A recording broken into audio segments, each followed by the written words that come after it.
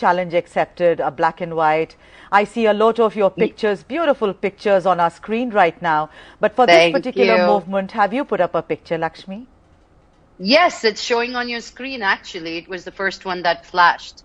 And I was very, very excited to put it. And I was really touched to see how many women... Okay.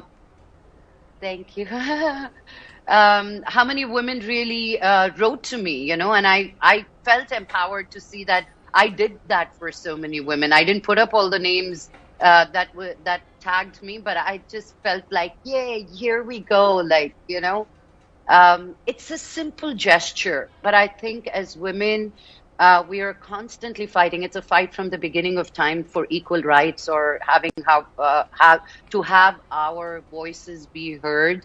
And time and again, it could be the 1800s or 1900s or now the 2000s. To that time, we are fighting our women's rights. And I think it's important that we keep the dialogue going. What can you do? I don't know. Right. But at least I keep the dialogue going. Yes. Right. So, there is another aspect to it. So when celebs, particularly, this is only women centric, when they come and post their pictures, like these black and white pictures, they say that it is minus makeup, it's as we look with all our acnes and everything, the way we are naturally. But they say that it's because of celebs, there is a lot of pressure on ordinary women to fit into a particular mold. So it's about weight. It's about color, it's about your height, it's about almost everything. So, someone just wrote to me right here, even as I'm speaking to you, and said that, what about when there is so much pressure on us to look like a particular star, or what the trend is in the world of cinema? So don't you think there is a bit of a dichotomy here, Lakshmi? Yes, there is. We are pressured all the time to look a certain way too. So at least we set the standards high, right? We want women, like I post a lot of my workout videos, not that I like to. I don't look this pretty on those videos, but it is again to inspire, no matter how difficult it is. I'm a working mother and I lend my voice and myself to a lot of causes that I believe in.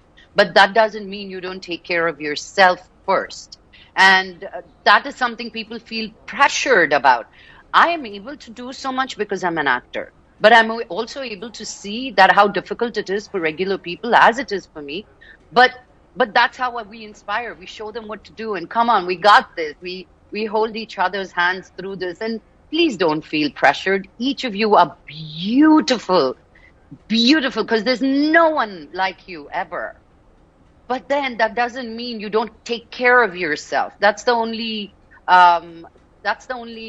voice that I want to give, to tell people that don't feel pressured. I'm never going to look like Katrina Kaif. Let's get honest with it. I'm not going to look like J-Lo, but there is I could be like her. I could do like her, So you look up to women for inspiration, but not to be pressured. No.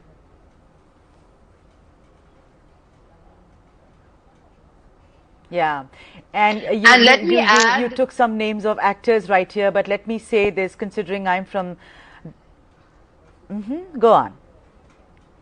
That I don't think the pictures that any of us put up in that black and white was without makeup or hair. It is definitely one of our old pictures that were black and white, or we made it black and white. So please don't think that's how we look without makeup now. No.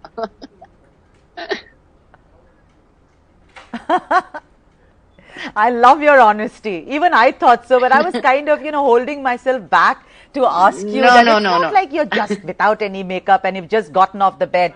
But, you took the names of some actors, Lakshmi, but let me tell you that considering I'm from the South, there is something about South Indian women. I think they have more character. I think it's my personal view. And you are so beautiful that you will look any which way beautiful, whether it's a black and white picture with or without makeup. How kind are you to that? Thank you so very much for your sweet words. Lakshmi Manju, thank you so much for speaking with India Ahead. It was a sheer pleasure. Thank you. Thank you. The construction of the Ram temple in Ayodhya is making headlines across the country. from the 22-kilogram silver brick offered by the BJP to be laid by the Prime Minister on the day of the Bhumi Pujan, which is scheduled on 5th August, to now a gold brick being offered for the construction.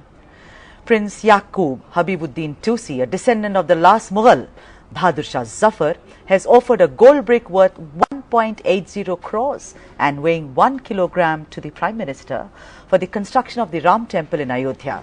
The gold brick is supposed to have Jai Shri Ram inscribed on it. Prime Minister Modi is expected to lay the foundation stone for the Ram temple on 5th of August at 12:15 p.m., which is considered to be an auspicious hour for starting the construction of the temple in Ayodhya. The great-grandson of the Mughal Emperor Bahadur Shah Zafar, Prince Tusi, joins us on the show to speak more about the matter. Good afternoon, Prince Tusi. Hi, good afternoon, ma'am.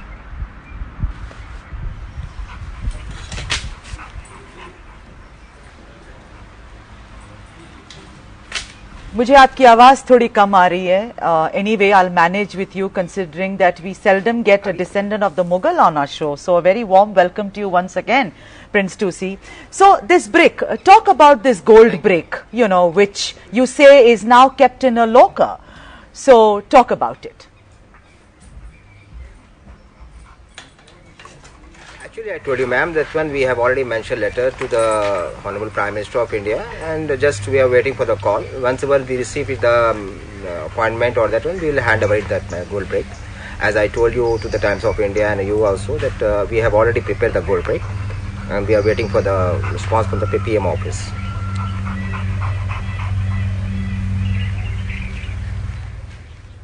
What if you don't receive an invite, Prince? What will you do in that case?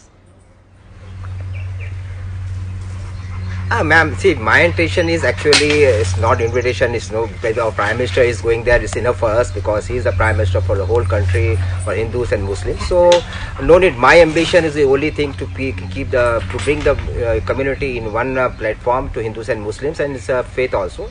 It's not nothing to do, if they call me also, I'm very happy. If they not call me also, it was off the protocol. Because of COVID-19, social distance is maintained there because short of people are going there, 150 people are there. So I'm not insisting. My intentions, our family intention is there to keep to hand over the brick. Either Prime Minister himself he keep by his hand. It's okay for us. So it's not so I'm not worried about it. They are called me or just if you give that time, we will hand over it.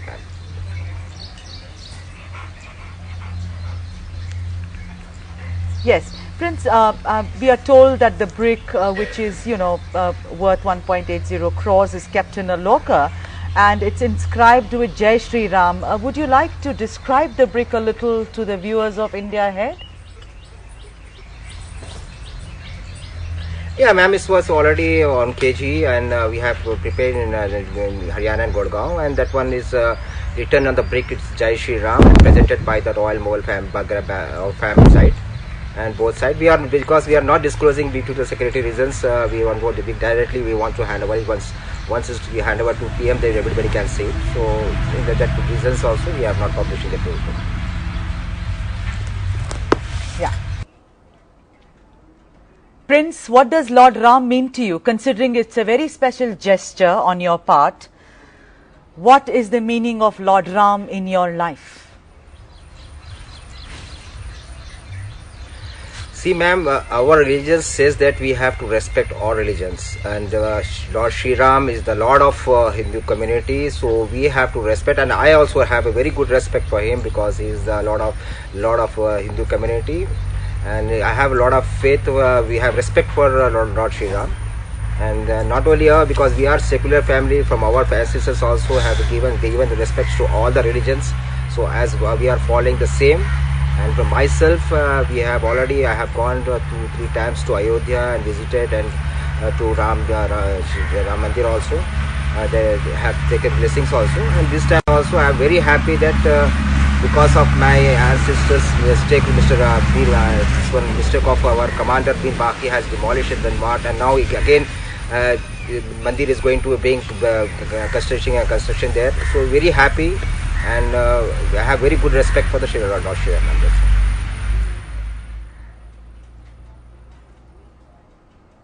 Absolutely. There is a syncretic culture in this country which mixes all religions. And I think it's a beautiful gesture on your part. I just wanted to ask you, I'm very tempted, Prince. Do you remember the nazm of your great-grandfather? Na kisi ki aankh ka noor hoon. If you can just recite 2 lines for our audiences. Actually, I have not a poet, but I can say it in Urdu.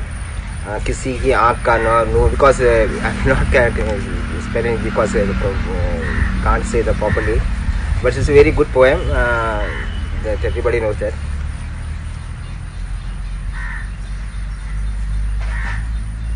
Yes, na kisi ki aankh ka noor hoon, na kisi ke dil ka qarar hoon. Khair, let's end this beautiful conversation with you, Prince, by saying Jai Shri Ram.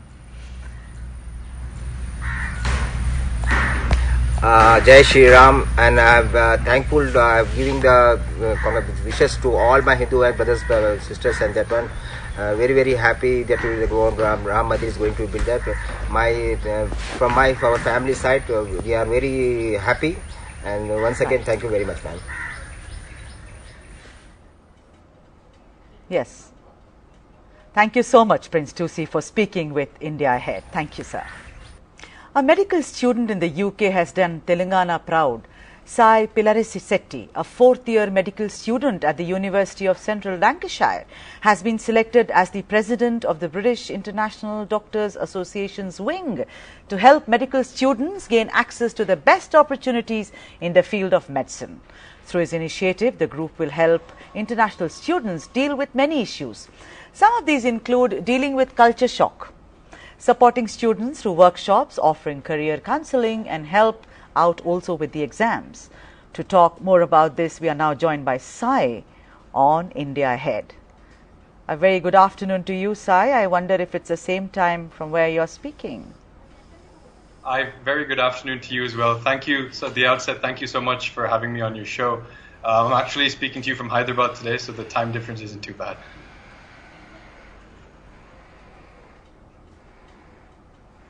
Yes, so we are so proud to have you also because, you know, we do a show called Hyderabad Ahead, and of course we concentrate a lot on the South, and you make us proud, Sai. You do. So I'm going to first talk to you about how you help out the students and the culture shock bit of it, which has been forever an issue from the time that Mahatma Gandhi traveled to study in London till now. I mean, we tell our kids to be careful.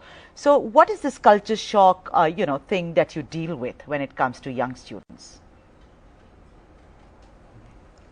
Great. Our organization, the BETA Student Wing, is actually the first organization in the country representing international medical students. So we are the first and only organization in the United Kingdom which represent international medical students. And we are actually a division of a much larger organization called BETA, which, as you mentioned, is the British International Doctors Association, which basically represents international doctors working in the UK. So medical students who arrive in the UK experience challenges from the point which they apply, because the medical application system is very competitive and it's very difficult to obtain a place in the UK. And even after they do obtain a place and they get to the UK, as you mentioned, there's several issues that they face. One of them being culture shock, because they're in an unfamiliar environment, unfamiliar system. They find it often difficult to navigate their way through it, and they can also feel homesick, which can often make them quite anxious and intimidated. So our organization helps to address these issues, and our aim is basically to integrate them into the system. We plan to empower them and to facilitate. So Sai, I'm going to stop you there. I'm sorry.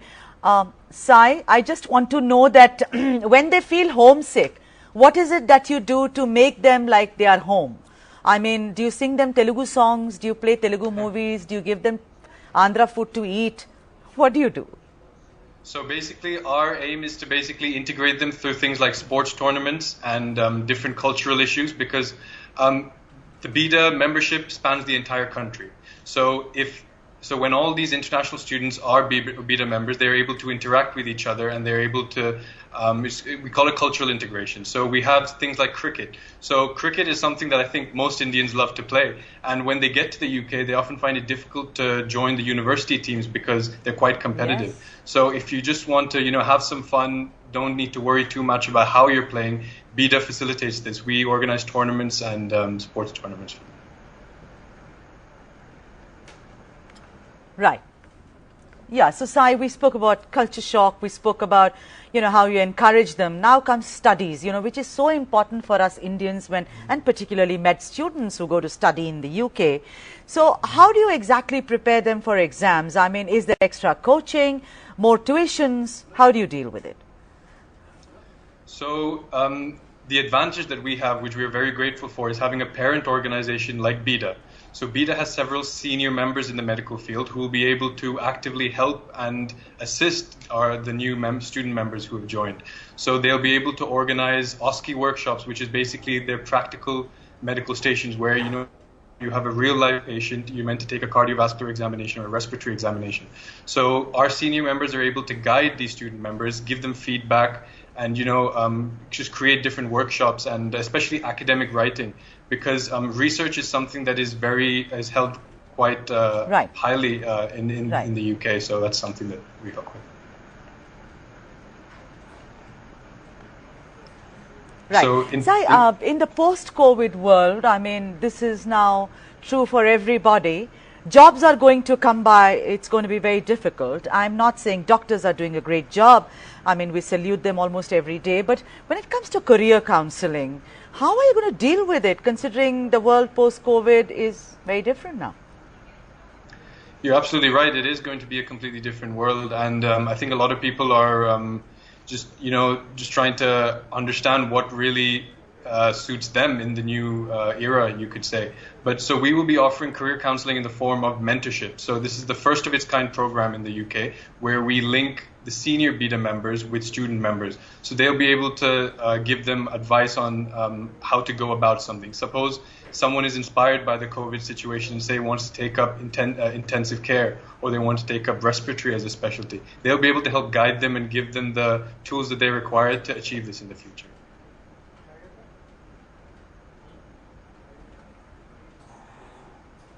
What a fantastic job you're doing, Sai, and I want to let my viewers of India Ahead, that if you're studying in the UK, and medicine particularly, or if you're planning to go study there, I think you should call me so that I can give you all the details about this wonderful, wonderful organization that Sai runs. Sai, are you homesick ever? I mean, considering you help people tide over it? Definitely. I do often miss Hyderabad biryani and everything else from back home, but things just push through and then wait for the holidays.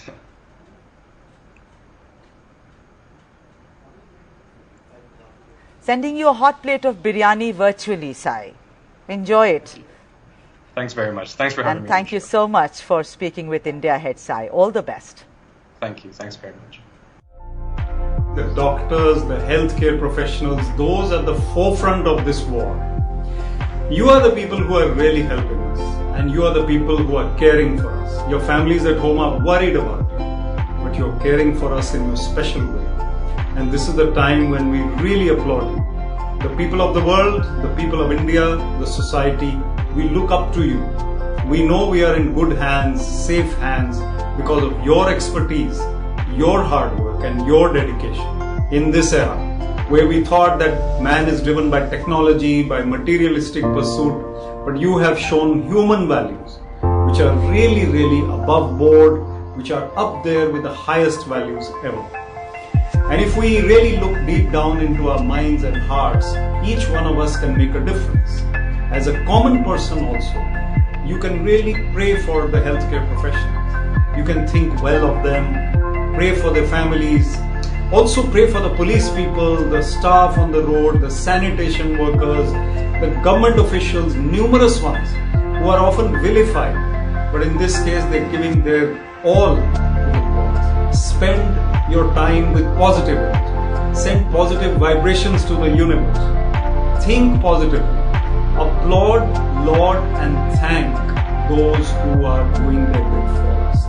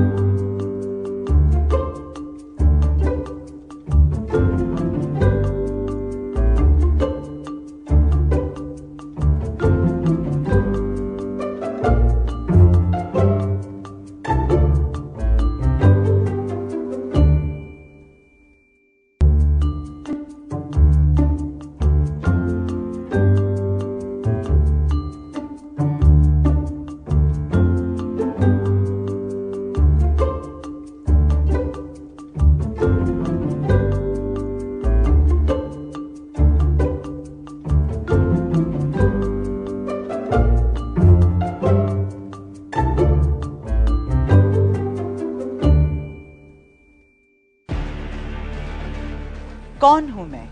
All of us are forever trying to seek an answer for this question, but somehow get lost in the loud noises around us. कौन?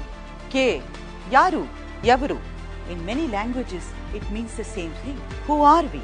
Even as I try to seek an answer to that, I'm sure who I am not. Not fixated with news which becomes gossip in a few hours. Certainly not someone who only trains her eyes on the big metros. Certainly not someone who ignores you just because you speak English in a particular fashion. English, Telugu, Hindi, Tamil and Bengali. I am all of that. I read you. The time is now. Let's take India ahead.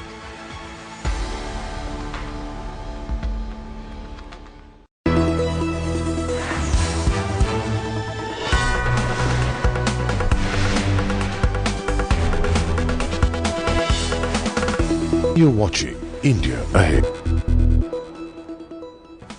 Making a start with some good news at the top of this hour. The first batch of 5 jets arrived today at Ambala Air Base in Haryana this afternoon. The Rafales reached Ambala at around 3 p.m. and the jets were given water cannon salute as soon as they landed in Ambala. Now, the formal induction of Rafales into the Indian Air Force will happen next month after Independence Day. Also, IAF Chief R.K.S. Bhadoria said the fighters will be operationalized very soon. Meanwhile, PM Modi has welcomed the Rafale jets and posted a tweet in Sanskrit with a video of the Rafale making a landing. Defence Minister Rajnath Singh also tweeted the video of the Rafale jets, and he's expressed happiness, saying that the IAF's combat capability has got a timely boost. He's added that those who want to threaten our territorial integrity should be worried about our new capability. Home Minister Amit Shah has said that it is a historic event and it's a proud moment for the country.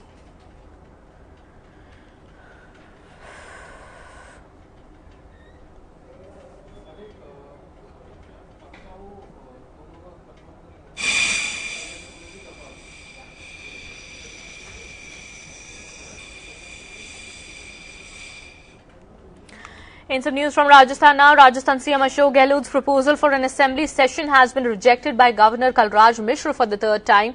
Reports suggest that the governor had expressed his concerns over the COVID situation and said that a 21-day notice is necessary. Kalraj Mishra also has said that if Gehlot wants a floor test, then a session could be called soon. Soon after the snub, the CM went to the governor's house to meet him for the 4th time since the Congress rebel crisis broke out earlier this month. Meanwhile, as the political crisis in the state deepens, a single-judge bench of the Rajasthan High Court is hearing a petition related to the case on BSP MLAs who've merged with the Congress.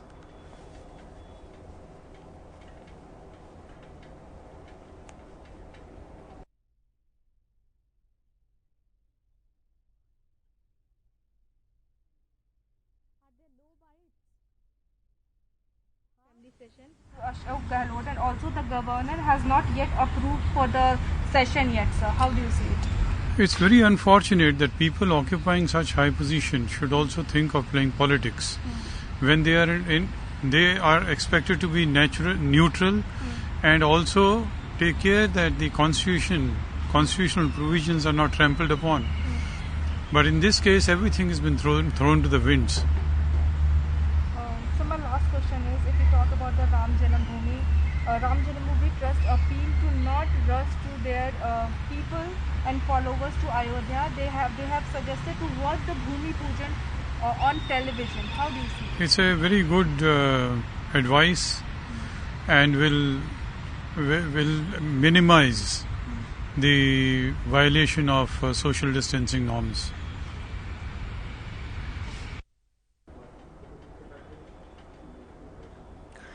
And well, the flood situation in Bihar has further worsened following heavy rains in catchment areas of Nepal. The weather department has forecasted widespread rains across the state in the next 48 hours. Many rivers, including Ganda, Kosi and Bagmati, continue to flow above the danger level. More than 29 lakh people across 12 districts have been affected. As many as 8 people have lost their lives in the flood-related incidents. The worst-hit district in Darbhanga, where more than 11 lakh people have been affected, followed by East Champaran Champaran, where around 7 lakh people have been hit by floods. Meanwhile, 26 teams of NDRF and SDRF have been pressed into rescue operations. Over 2,60,000 people have been evacuated so far, and about 25,000 people are taking shelter in 26 relief camps. खा रहे हैं, आगे भगवान जाने। कै दिन से पानी लगा हुआ? 4-5 दिन हो गया। सरकारी कोई अधिकारी आया? जी ना। इतना जलमग्न हो गया कि जीवन अस्त व्यस्त हो गया है। यहाँ न खाने का कोई व्यवस्था है, न रहने का कोई व्यवस्था है। चौकी पर चौकी रख करके लोग खाना खाते हैं और किसी तरह से जीवन यापन करते हैं। खाना भी बनाने में बहुत काफ़ी परेशानी होती है। यहाँ तो बहुत मजबूरी में लोग इधर उधर जा रहा है। यहाँ स्थिति बहुत खराब है। घर में पानी चला गया है? घर में पानी चला गया है। कैसे खाना पीना हो रहा है घरों में? खाना पीना यही चौकी पर इधर उधर बकरी पट्टू सब पानी में खड़ा है। सरकारी कोई व्यवस्था? कोई व्यवस्था नहीं है। जीवन यापन तो बहुत दुख दर्द चल रहा है। बहुत देख रहे हैं, बाढ़ के पानी आया हुआ है, विशेष चारों तरफ से घेरा हुआ है। जनता परेशान है, कोई सुविधा नहीं अभी तक। खाना पीना कैसे चल रहा है? खाना पीना में क्या है, जो है इंसान के पास घर में वही खा रहे हैं। And we'll keep a track on the developments there and bring you the latest on that. Meanwhile, Union Minister Prakash Javadekar and Ramesh Pokhriyal Nishank have announced that the cabinet under PM Modi has given approval to a new education policy for the 21st century. The approval of the National Education Policy to 2020 comes 5 years after the first committee to draft it was constituted. The new policy will replace the one framed in 1986 and modified in 1992. Well, the cabinet has also approved the proposal to change the name of the Ministry of Human Resource Development to the Ministry of Education. The major reforms include a target of 50% gross enrollment ratio by 2035 and provision for multiple entry and exit options for undergraduate degree programs. There will be major changes in the structure of the curriculum with no rigid separation between the streams. All separations between vocational and academic and curricular, also extracurricular activities will also be removed. देश के लगभग 1000 से भी अधिक विश्वविद्यालय, 45,000 से भी अधिक डिग्री कॉलेज, 15 लाख से भी अधिक स्कूल, 1 करोड़ 9 लाख से भी अधिक अध्यापक और कुल अमेरिका की जितनी आबादी नहीं है उससे भी अधिक 33 करोड़ से भी अधिक छात्र और छात्राओं को आज के इस ऐतिहासिक दिन पर बधाई देना चाहता हूं, शुभकामना देना चाहता हूं। मुझे भरोसा है कि जो ये हमारी शिक्षा नीति है, ज्ञान, विज्ञान, अनुसंधान, नवाचार, प्रौद्योगिकी से युक्त, संस्कार क्षम, मूल्य परक, हर क्षेत्र में हर परिस्थिति का मुकाबला करने वाली, पूरी दुनिया के लिए भारत में ज्ञान की महाशक्ति के रूप में उभर करके आएगी।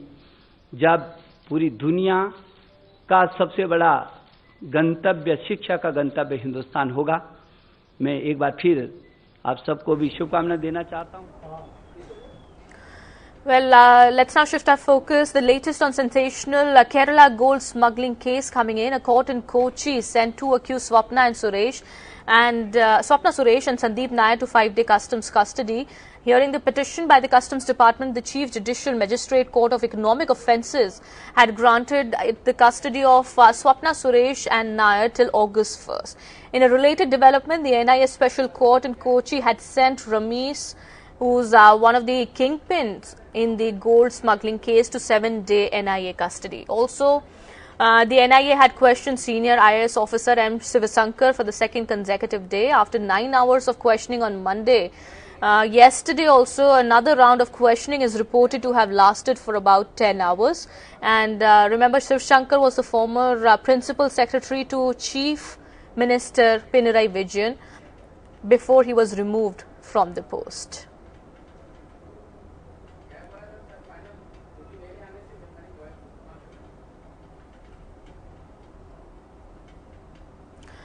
Well, in some development in the Sushant Singh Rajput case, Riya Chakrabarti has now moved Supreme Court seeking transfer of probe from Patna to Mumbai, hours after Sushant's father had filed a police complaint against her.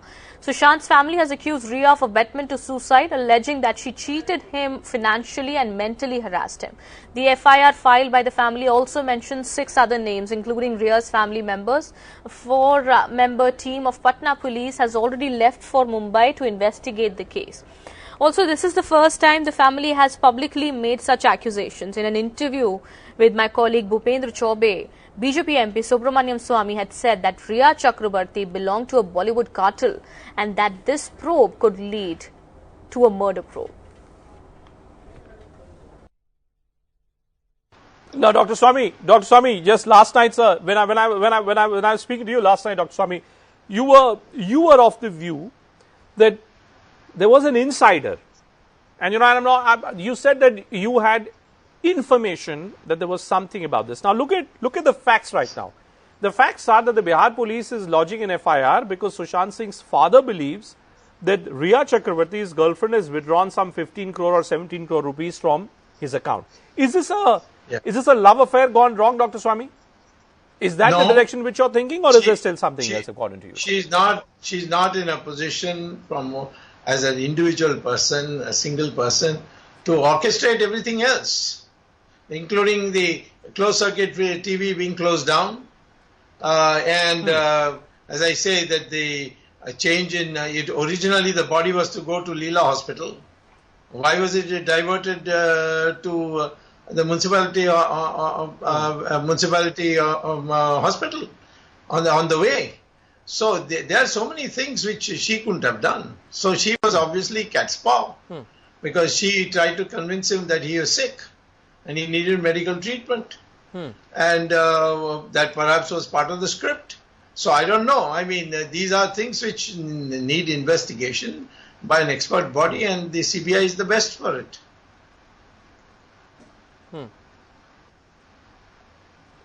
So you don't think that this investigation, which is being done just by Bihar police, is an investigation that should be believed just on its own? You believe that this is a case which can only be investigated by the CBI?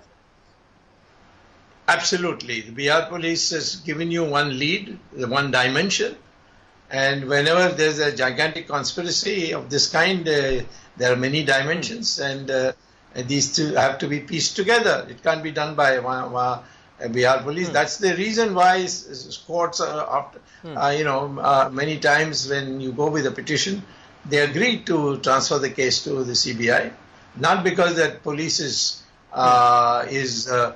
incompetent, but the fact is that they have very narrow vision in dealing with these matters. So therefore, there has to be a much bigger organization with a much bigger information system. What does it look like right now, Dr. Swamy? Are you getting a sense, Dr. Swamy, that Riya Chakrabarti, Sushant's girlfriend, was actually part of some larger plan? Is that what you're saying? Absolutely. That's what I suspect. I have no way of confirming it to you or producing evidence for her conviction.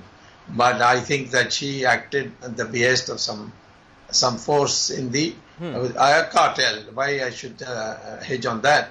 She acted at the behest of someone? At the behest of the cartel in Bollywood.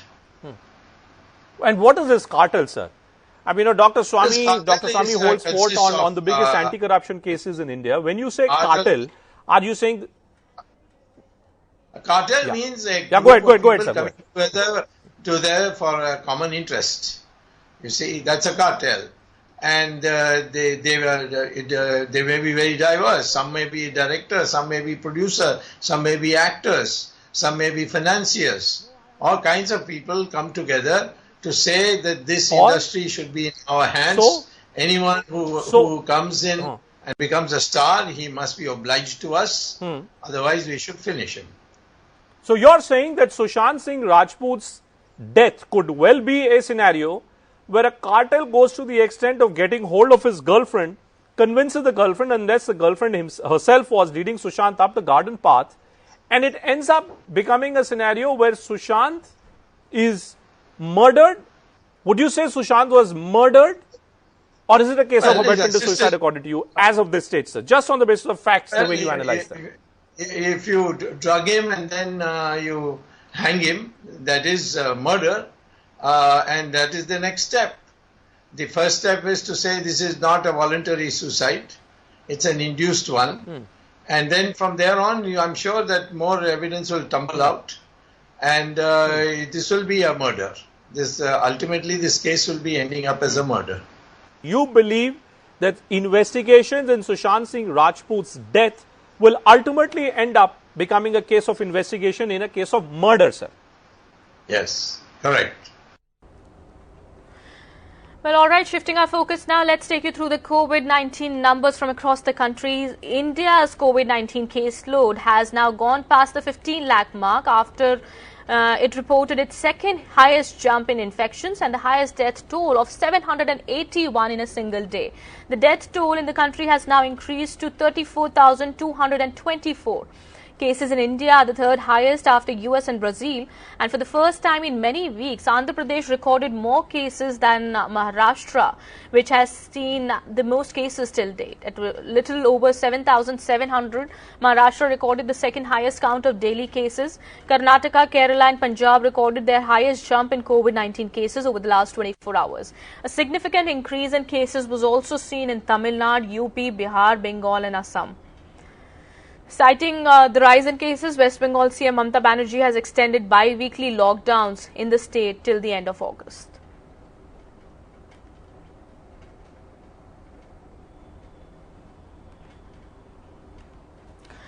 And of the 49,292 cases reported in the last 24 hours, nearly 23,000 have come from southern states. Andhra Pradesh recorded the most cases across the country. In fact, for the first time in many weeks, a state recorded more cases than Maharashtra. Andhra Pradesh has registered a massive close to 8,000 cases, taking the state's total tally close to 1,10,000. Well, so far, 1,148 people in the state have died due to the virus. With more than 1,100 fresh cases, Kerala has seen the highest one-day spike in COVID cases till date. Well, the number of active cases has now gone up to 10,093, while 10,728 people have recovered till date. Well, Tamil Nadu has reported nearly 7,000 new COVID-19 cases and 88 deaths. With the increase in cases, the state now has more than 57,000 cases, of which close to 13,000 are in its capital, Chennai alone. Apart from Chennai, the districts that have a high number of active cases include Chengalpattu, Kanchipuram, Tiruvallur and Madurai. Well, shifting a focus to Karnataka, the state has reported nearly 5,500 new cases, out of which close to 1,900 have been from Bengaluru alone. And this takes the total number of active cases in the state to 64,434. Telangana has seen an increase of close to 1,500 cases and the count is past 1,37,000.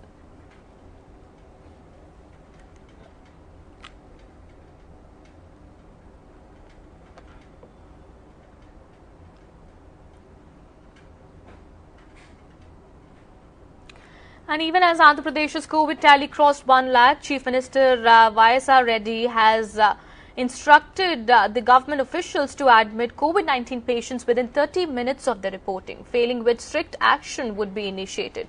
Around 32,000 beds are being made available in 128 districts for COVID hospitals and 8,000 beds in state COVID hospitals. We've spoken to Rajiv Krishnan, Special Advisor to the government on this. Let's listen in.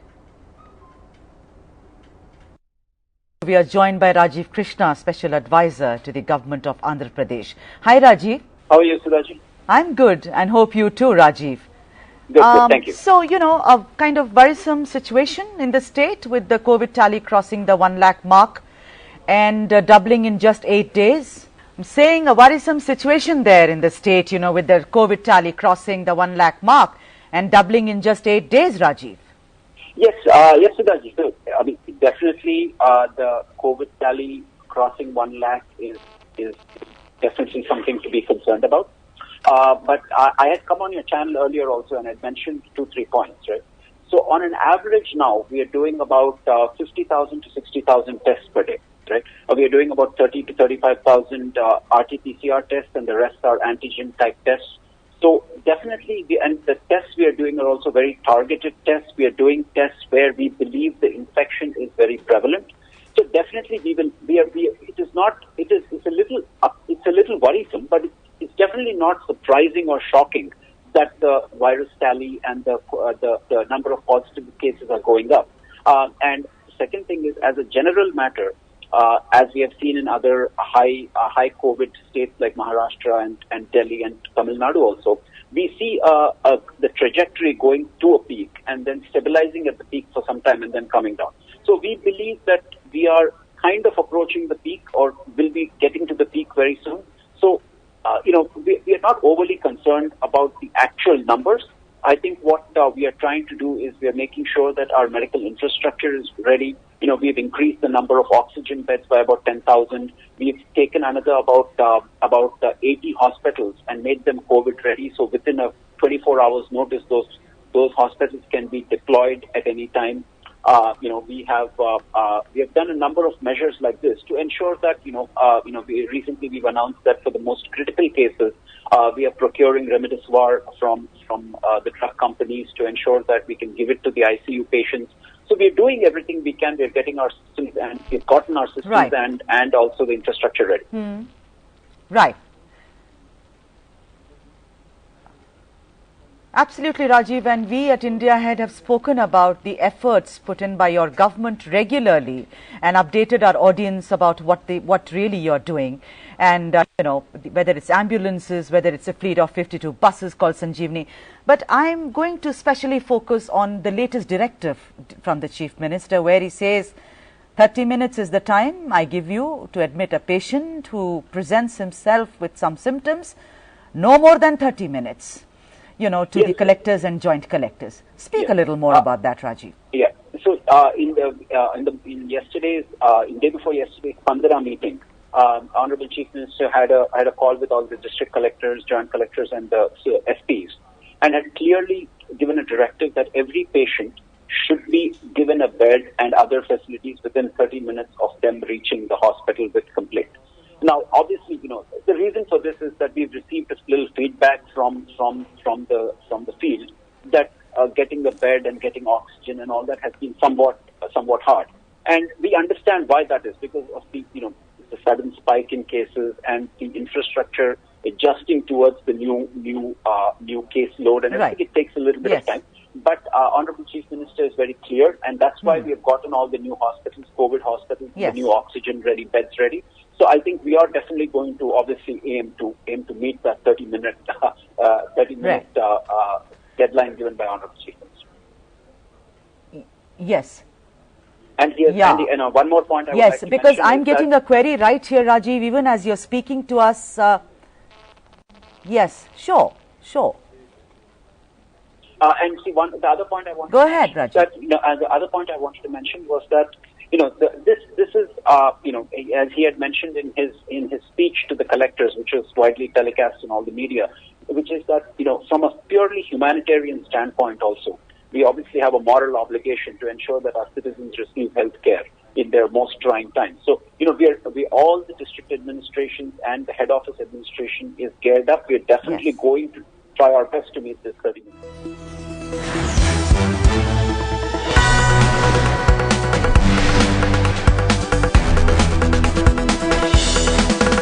You're watching India Ahead.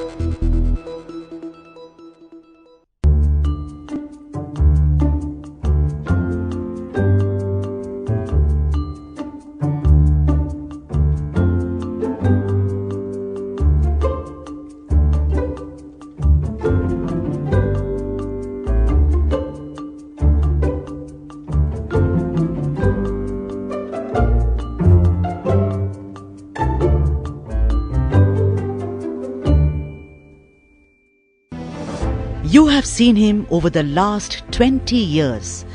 Biggest stories of our times brought into your living rooms by him. Now, as India strives to come out of COVID impact, Bhupendra Chaubey is back in an all-new avatar. No multi-window meaningless debates, but multi-angled scrutiny of data. No uninformed opinion, but data-driven solutions. From politics to economy, from entertainment to your money. News that you should know, reaching you wherever you are. From your mobile phones to your TV screens to your social streams. Not just a TV show, but a multi-platform citizen's voice. Dr. Bhupen, weeknights at 8.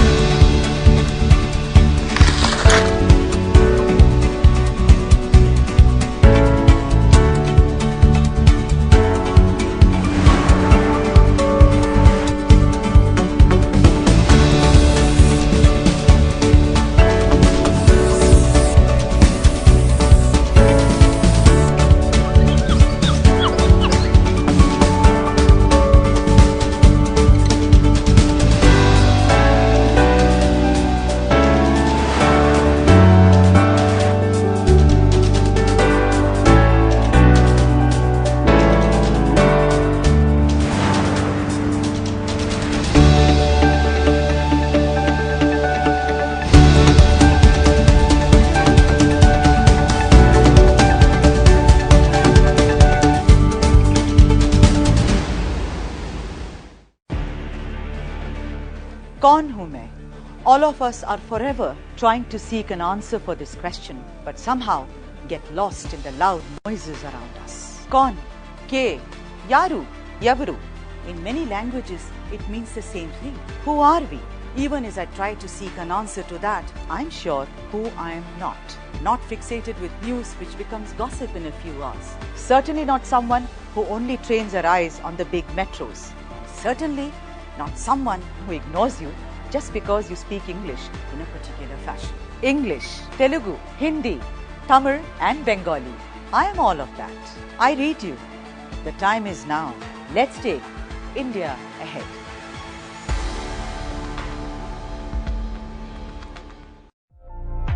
The doctors, the healthcare professionals, those at the forefront of this war. You are the people who are really helping us, and you are the people who are caring for us. Your families at home are worried about you, but you're caring for us in your special way. And this is the time when we really applaud you. The people of the world, the people of India, the society, we look up to you. We know we are in good hands, safe hands, because of your expertise, your hard work and your dedication in this era, where we thought that man is driven by technology, by materialistic pursuit, but you have shown human values, which are really, really above board, which are up there with the highest values ever. And if we really look deep down into our minds and hearts, each one of us can make a difference. As a common person also, you can really pray for the healthcare professionals. You can think well of them, pray for their families, also pray for the police people, the staff on the road, the sanitation workers, the government officials, numerous ones who are often vilified, but in this case they're giving their all to the cause. Spend your time with positivity. Send positive vibrations to the universe. Think positively. Applaud, laud and thank those who are doing their bit for us.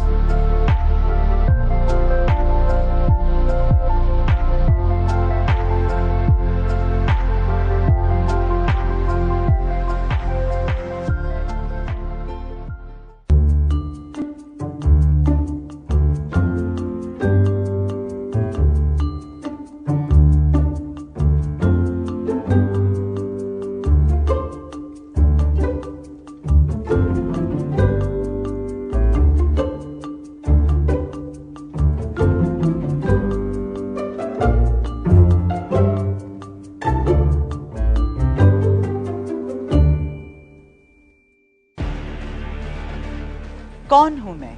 All of us are forever trying to seek an answer for this question, but somehow get lost in the loud noises around us. कौन? के? यारू? यवरू? In many languages, it means the same thing. Who are we? Even as I try to seek an answer to that, I'm sure who I am not. Not fixated with news which becomes gossip in a few hours. Certainly not someone who only trains her eyes on the big metros. And certainly not someone who ignores you just because you speak English in a particular fashion. English, Telugu, Hindi, Tamil and Bengali. I am all of that. I read you. The time is now. Let's take India ahead.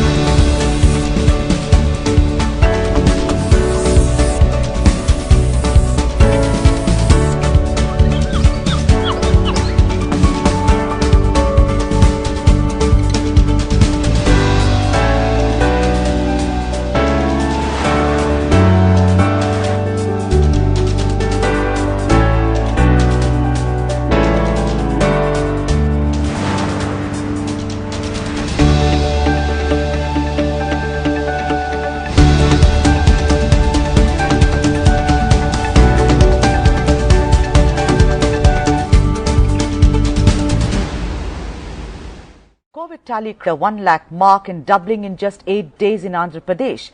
Chief Minister Y.S. Jagan Mohan Reddy has sent out instructions to government officials to admit COVID-19 patients within 30 minutes of their reporting, failing which strict action would be initiated, he said, holding collectors and joint collectors responsible. According to the current official numbers, around 32,000 beds were made available in 128 district COVID hospitals and 8,000 beds in state COVID hospitals. However, the COVID situation in Andhra Pradesh seems to be worsening every day, despite several initiatives by the government, including the introduction of 1,008 ambulances and a fleet of 52 medical buses under an umbrella called Sanjeevani. We must say that Andhra Pradesh has regularly worked on controlling the COVID pandemic in the state and has been in talks with the people, with the health workers and also officials to see how they can better the condition.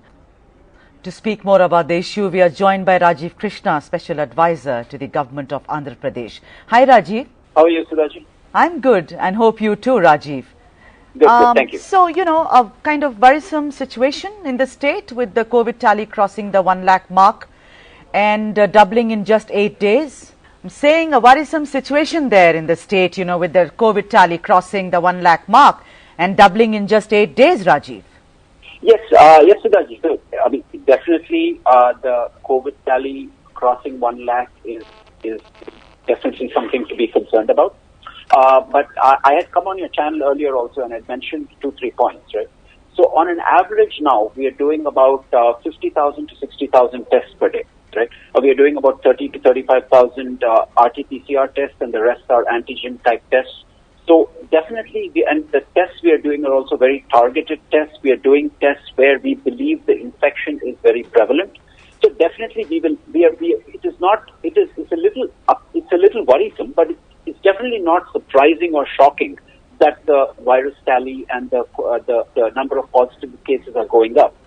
And the second thing is, as a general matter, as we have seen in other high COVID states like Maharashtra and Delhi and Tamil Nadu also, we see the trajectory going to a peak and then stabilizing at the peak for some time and then coming down. So we believe that we are kind of approaching the peak or will be getting to the peak very soon. So, we are not overly concerned about the actual numbers. I think what we are trying to do is we are making sure that our medical infrastructure is ready. We've increased the number of oxygen beds by about 10,000. We've taken another about 80 hospitals and made them COVID ready. So within a 24 hours notice, those hospitals can be deployed at any time. we have done a number of measures like this to ensure that we've announced that for the most critical cases, we are procuring remdesivir from the drug companies to ensure that we can give it to the ICU patients. So we're doing everything we can. We're getting our systems, and we've gotten our systems Right.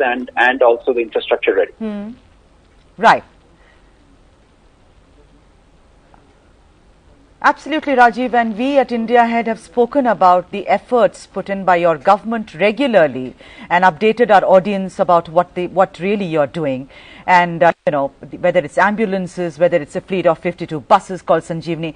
But I'm going to specially focus on the latest directive from the Chief Minister, where he says 30 minutes is the time I give you to admit a patient who presents himself with some symptoms, no more than 30 minutes. To the collectors and joint collectors. Speak a little more about that, Rajiv. Yeah. So in day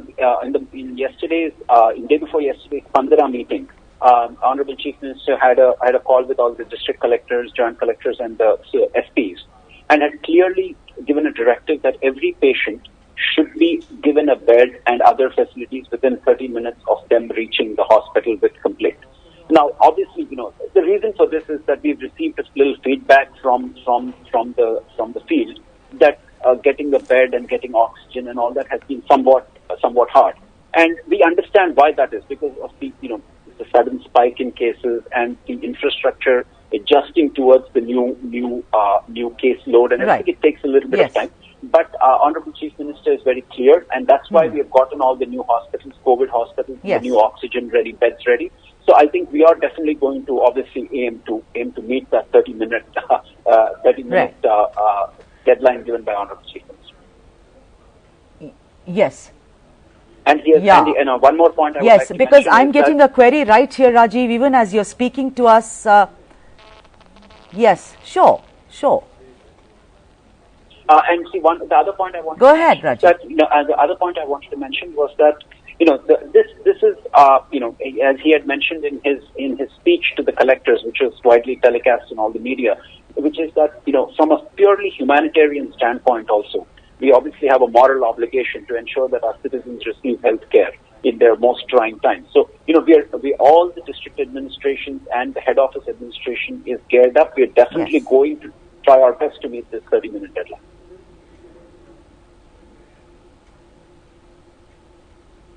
Right. So there is a query from a lady called Nirmala Rao, and she says, what happens if a patient, she first is lauding Jagan Mohan Reddy and said, great initiative. And then she says that what if a patient is turned away? Do you have any surveillance system? She says, how do you monitor this, that it is strictly adhered to? Rajiv, I think a very, very pertinent query from one of the viewers of India Ahead. And, how do you ensure that no one is turned away and, adheres to what the Chief Minister is saying? 30 minutes, admit a patient.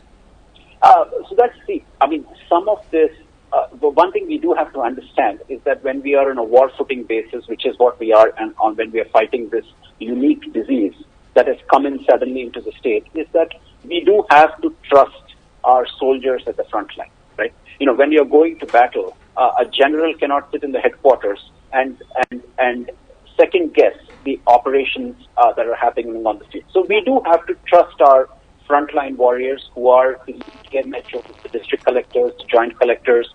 They are working. I've spoken to almost all the district collectors and the joint collectors in the last 3-4 months on some occasion or the other. They are working 24 hours, 7 days a week. There's not a single time their phone is switched off. They sometimes report to the field at 4 a.m. and staying till 11 p.m. So we do have to believe them that they will follow the instructions given from Honorable Chief Minister. That's the first point. Second point is, we do have call centers. We have the 104, 108, and the number of other numbers which we have given, where a patient can call and complain if they're facing any issues, right? And obviously the entire we have a COVID control room which is monitoring everything on a district-wise basis. So it is going to be monitored. Right. Yes, such great efforts, I must say. Yes. Rajiv Krishna, I hope this 30 minutes deadline works for everybody who presents himself or herself with the pandemic, and I hope your state shows better results starting tomorrow. Rajiv Krishna, it's always such a pleasure speaking with you. Thank you for for speaking to India Ahead. Thank you very much. Moving on, the total COVID cases in Telangana have topped 59,000 after more than 1,700 cases were reported in the last 24 hours. This is one state where the High Court has intervened time and time again for it to get its act together. First, it was about resuming testing, which the government had abandoned for almost 48 hours. Next came the capping of prices at private hospitals, where patients were fleeced and forced to pay nearly 1.2 lakhs for a day's treatment. And now the High Court has asked the state government to ensure the implementation of ICMR guidelines and adherence of the state's new app called Home Isolation, Telemedicine and Monitoring. It also directed the state government to provide required medical equipment and train staff to designated COVID hospitals. We are now joined by Krishank from the TRS to discuss more about the issue. Good afternoon, Krishank, if you can hear me.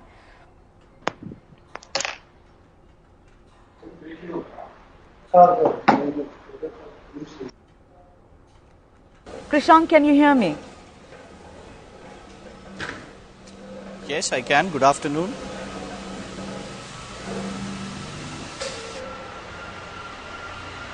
Like I said, the High Court has been intervening and telling the state government of Telangana to get its act together. There have been 3 instances, and let me tell you, when it submitted a report to the High Court actually said that the report was vague and bald and they really need to get their act together. They said they don't even know where the containment zones are that the government is talking about, and it summoned many officials and IS officers to find out what exactly is going on in Telangana. Let's see if Krishank is with us. Krishank, good afternoon. Can you hear me? Good afternoon. Yes, I can hear you. Let's come back to Krishank in a bit. Oh, there you are, Krishank. A very, very good afternoon to you. We were waiting for you. So, Krishank, tell me, as I was saying, the cases are increasing in Telangana and the High Court has to intervene each time.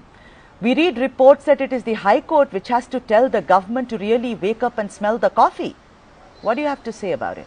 Well, it's really unfortunate that the High Court is, we should actually say on a lighter spirit, that overstepping, because I mean, okay, it's just not Telangana state which is facing these legal turmoils, but states like Karnataka, states like Gujarat. Gujarat also was pulled up by the High Court of the Gujarat state over the low testing, where Gujarat government clearly told the High Court of Gujarat that they will do low testing because of the fear psychosis which is being created. Simultaneously, if you see the Karnataka migrant labours being transported to trains, in that issue also the Karnataka government clearly told the High Court that they would not spend a single penny and they wanted the railways or the central government to spend on the migrant labours. What I am trying to tell you is, see here, each government has its own strategy to fight with this. And all the governments are being guided with the ICMR guidelines, including the Telangana government. You're talking about the testing. It was the ICMR which clearly said that the symptomatic patients only I'm sorry, I apologize. Krishank, I'm very sorry to intervene in this fashion. Yes, but I'm sorry to intrude. I just want to ask you a question. What is your strategy? First of all, what is your strategy, and why is it that you have to compare yourself with other states? We say Bangaru Telangana, right? So prove it that you are good. Prove it that you are above all other states. And please tell our viewers what exactly is the strategy which even the High Court is unable to understand, because it said we have no clue about where the containment zones are. So please do say. Well, number one, each government, okay, you do not want to hear about other governments, we do not want, I mean, because there are people who are comparing Andhra Pradesh, Telangana or different states to Telangana. That is the reason we are talking about it. Otherwise, we are not interested to be compared to any state, because it is the ICMR which clearly in its guidelines restricted and refrained the containment zones. Earlier it was containment zone where the entire locality was closed. Later on, they have closed it down to residences alone or even doorsteps alone. This is mentioned in the ICMR. We are nowhere ignoring the ICMR guidelines, be it in the testing process with the symptomatic, high-risk contacts and even the containment zones. All of them are transparent. We have been clearly mentioning about the vacancy of beds in government hospitals, the designated hospitals, the testing strategy. All these strategies have been there. Unfortunately, now see, this entire pandemic is new for all the powerful super nations, including the government of India. It's high time that the court should pull up the ICMR or the Union Government of India, which is resting. If they are asking us about the low testing, why not the government of India should not be questioned over deviating or diverting the testing kits which were supposed to come to Telangana were diverted to Kolkata. Why didn't the High Court question the government of India? Why didn't the High Court question the ICMR? When the testing kits which were supposed to come to Telangana were diverted to Kolkata. We can't possibly comment on what the Honourable Court... Because we are responsible, we will not comment on, today patients are being discharged. You have to hear me out because you represent the... We should...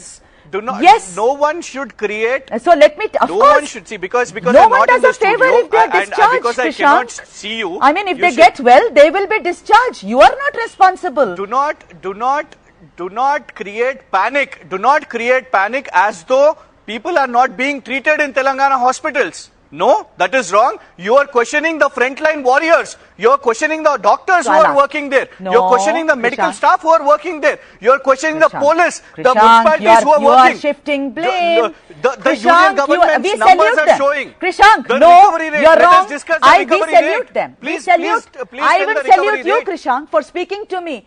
I am grateful. I will discuss. We will. But first, if you'll allow me, Krishank, and I'm really thankful that you're speaking to me, I salute you too.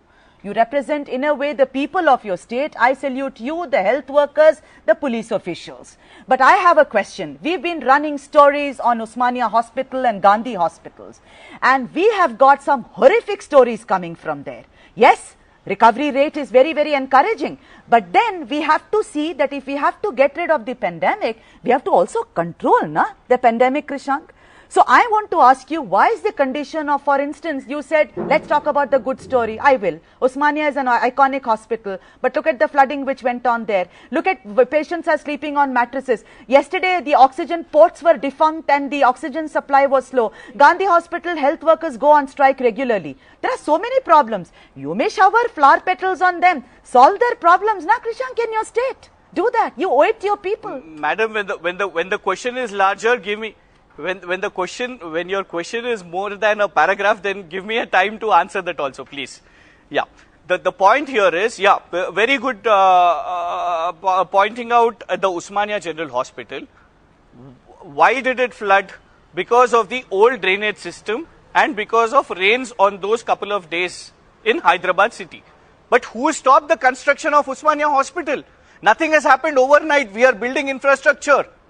The erstwhile governments, the earlier governments have failed in the health system. Today we are building up Basti Dawkhanas. We are building up Telangana Institute of Medical Sciences even before anyone pointed out, as well prepared, taking up the priority of having designated hospitals. We have the Telangana Institute of Medical Sciences. Yes, it is unfortunate with what happened to Osmania Hospital, but the Chief Minister already proposed years back that a new construction should be done. This hospital is dilapidated, but those oppositions who obstructed the work to be done are today blaming us. How are we to be blamed when people do not let us to construct a new hospital there simultaneously, even in the Gandhi Hospital? If you're talking about the infrastructure building, yes, when this pandemic happened, the state government started collecting ventilators. We asked the union government, give us ventilators.